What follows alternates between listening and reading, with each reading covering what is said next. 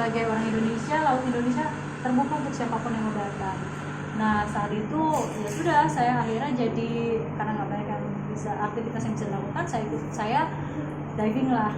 Nah di pandemi itu saya nggak pernah berhenti diving.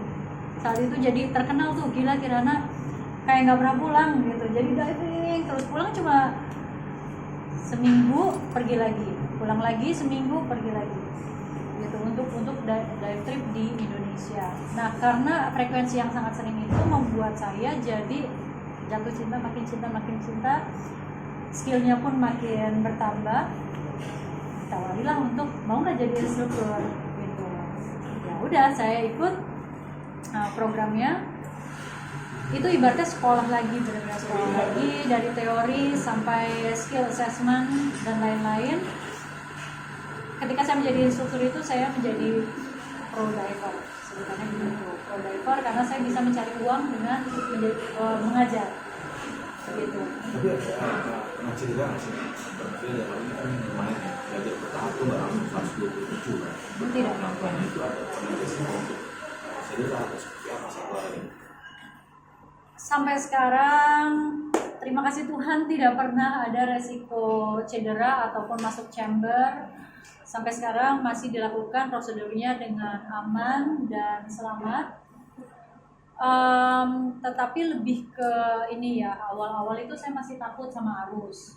Saya tuh kalau udah dibilang sama guide-nya, oh nanti ada arus ya, bla bla bla, itu jantung saya udah kayak karena saya waktu itu ya masih takut, masih nggak tahu harus ngapain. Saya bisa menyelam tapi masih pengalamannya masih sedikit gitu. Tapi ya sampai sekarang alhamdulillah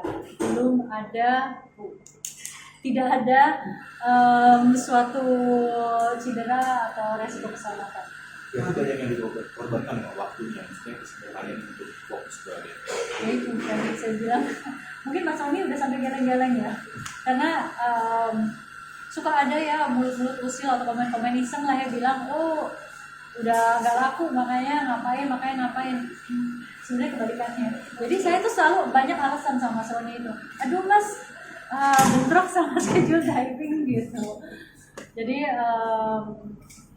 saya mungkin lebih banyak sekarang bisnisnya pun banyak yang berhubungan dengan dunia diving, dan kita itu shooting, diving atau apapun yang kita lakukan sekarang ini kan ujung-ujungnya juga harus menghasilkan income ya gitu. Nah sekarang ya jujur dari diving pun saya menghasilkan, dari bisnis-bisnis lain yang berhubungan dengan diving pun menghasilkan gitu.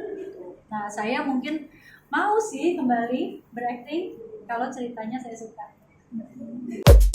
Terima kasih sudah menonton video ini. Jangan lupa subscribe dan aktifkan lonceng notifikasi supaya kamu nggak ketinggalan video terbaru dari Grit.